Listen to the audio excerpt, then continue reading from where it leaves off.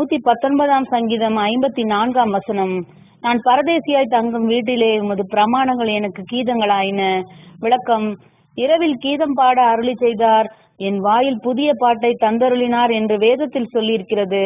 அவருடைய பரிசுத்தவான்கள் முழு இருதயத்தோடு அவருடைய மகிமையை தேடுவதால் சந்தோஷம் அடைவார்கள் என்பதில் ஆச்சரியமில்லை.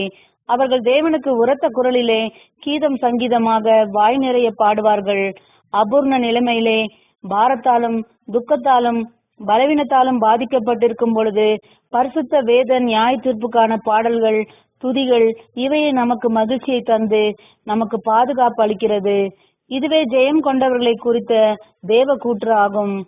பரதேசிகளாய் தங்கும் வீடாக இந்த உலகம் இருக்கின்ற பொழுது அவர்கள் சந்தோஷமா இருக்க வேண்டும். இதை குறித்து தான் நமது கர்த்தராகிய ஆண்டவர், ஒருவனும் எடுத்துக்கொள்ளக்கூடாத சந்தோஷத்தை நான் உங்களுக்கு தருகிறேன் என்று சொன்னார். ஆகவே புதிய ஜீவனை பெற்ற சிலர் சில பாரங்களையும் அனுபவிக்க வேண்டியதாயிருக்கும். ஆனாலும் இந்த பாரத்தை காட்டிலும் அதன் மூலம் வருகின்ற சந்தோஷம் இவ்வுலகம் தரக்கூடாதது. அதை எடுத்து விடவும் முடியாது. புதிய 1000 வருட மகிமையின் ராஜ்யம் வரும் வரையில் நமக்கு யாத்திரையாக தரப்பட்ட நாட்களில் இரவின் கீதங்களாக தேவனுடைய வாக்கு நம்மை தேற்றும். ஆமென்.